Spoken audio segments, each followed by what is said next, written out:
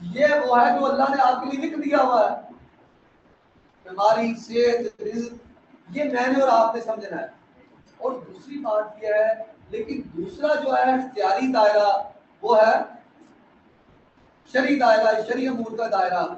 اس میں اللہ تعالیٰ نے پوچھنا ہے کہ تمہیں یہ میں نے کہا تھا نماز پڑھو، تمہیں کہا تھا دین کو نافذ کرو، تمہیں کہا تھا دین سکھاؤ، تمہیں کہا تھا دین سیکھو، تمہیں کہا تھا، تو یہاں پہ یہ بہانہ نہیں لگ سکتا اس دائرے میں، کیونکہ اللہ تعالیٰ چاہتا تو میں کر لیتا، اللہ کو منظور ہوتا تو میں کر لیتا۔ یہ اللہ نے تو حکم دیا کرو، اللہ اور کیسے چاہے؟ یہ کتنی دو نمبری ہے، اور نفس ہمیں کیسے بہانے سکھاتا ہے۔ یہ نہیں ہے، اللہ نے اختیار دیا، یہ اللہ چاہتا کہ ہم کریں، اور اللہ ہم نیت کریں گے تو اللہ تعالیٰ ہماری مدد بھی کرے گا، ہم کر لیں گے، لیکن ہم نے نیت اختیار کو یوٹیلائز کرنا ہے۔ سمجھ آ گئی؟ اب جیسا کہ قرآن مجید میں اللہ فرماتا ہے کہ اللہ تعالیٰ جس کا چاہتا ہے رزق بے حساب دیتا ہے، اس کا مفہوم سنا رہا ہوں، جس کا چاہتا ہے رزق کم کر دیتا ہے۔ اور پھر اللہ تعالیٰ یہ کون سا دائرہ ہے؟ مسلط ہے۔ پھر اللہ فرماتا ہے کہ ہر شخص کی اس کا مفہوم سنا رہا ہوں قرآن مجید میں، آپ کو پڑھ کے سنا دیتا ہوں۔ اور کوئی جان، کوئی شخص حکم الہی کے بغیر نہیں مرتا، اور یہ کہ اس کی موت کا وقت مقرر ہے۔ انسان کی زندگی، موت، یہ وہ دائرہ جو اس پر مسلط ہے۔ اسی طرح نفع نقصان کا دائرہ بھی مسلط ہے، مر ہی نہیں سکتا۔ رزق کا دائرہ بھی مسلط ہے۔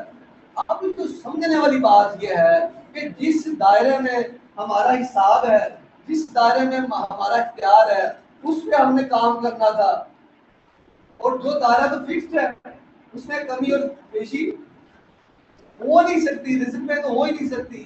یہ بات مجھے اور آپ کو اور ہم سب کو نہیں سمجھ آئی۔ اور جب ہم اللہ کے پیارے نبی صلی اللہ علیہ وسلم کا طریقہ مبارک دیکھتے ہیں تو، اور صحابہ کرام کی زندگیوں کو دیکھتے ہیں جس کے بارے میں اللہ نے فرمایا یا ایھا الذین آمنوا آمنوا کما آمن الناس، اے ایمان والو اس طرح ایمان لاؤ جس طرح لوگ یعنی کہ صحابہ ایمان لائے۔ تو صحابہ کس طرح ایمان لائے تھے؟ صحابہ کا لائف سٹائل کیا تھا؟ کیا صحابہ کا ایمان اور ہمارا ایمان، آئی نیڈ ٹو سے، ان کا لائف سٹائل اور ہمارا لائف سٹائل، ان کے ایکشن اور ہمارے ایکشن کیا سیم ہے؟ اس کا مطلب ان کے ایمان اور ہمارے ایمان میں بھی فرق ہے، ایکشن میں فرق ہے، ایمان میں بھی فرق ہے، عقیدے میں۔ تو کہنے کا مقصد یہ ہے، یہ وہ بات ہے جو سمجھنی ہم نے، جس پہ محنت کرنی تھی۔ یہ فکرہ کس نے لکھ دیا محراب مسجد پر، نادان گر گئے سجدے میں جب وقت قیام آیا۔ جہاں پہ ایفرٹ کرنی تھی وہاں پہ توکل ہے۔ جو شریعت کا دائرہ ہے، جو اختیاری دائرہ ہے، یہ میری ہدایت، میری دین، یہ تو طلب پہ ملنی ہے۔ ایمان تو طلب کا دائرہ ہے، ایفرٹ کا دائرہ ہے، وہاں ہم نے توکل کر لیا، اور جہاں پہ توکل کرنا تھا وہاں پہ ایفرٹ کر لی۔ آپ ذرا مجھے بتائیں نا، صحابہ کرام کی ساری زندگیاں، ان کا centre point of their all activities, ان کے اعمال، سارے اعمال کا مرکزی نقطہ کیا تھا؟ بیوی بچے، نوکری، کاروبار، شادی۔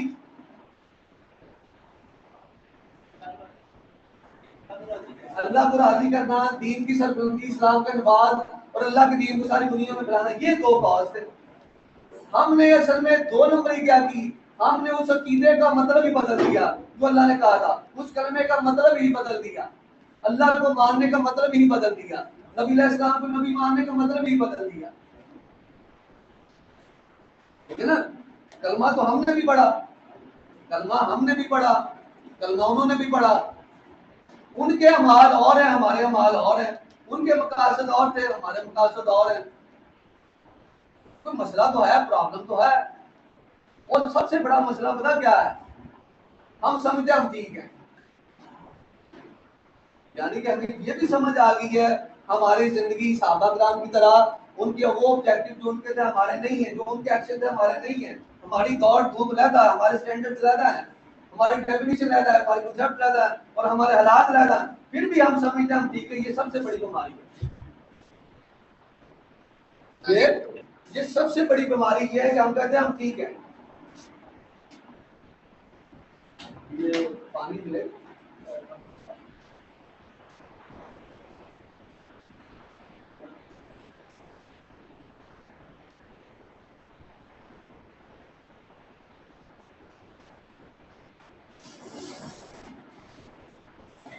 اور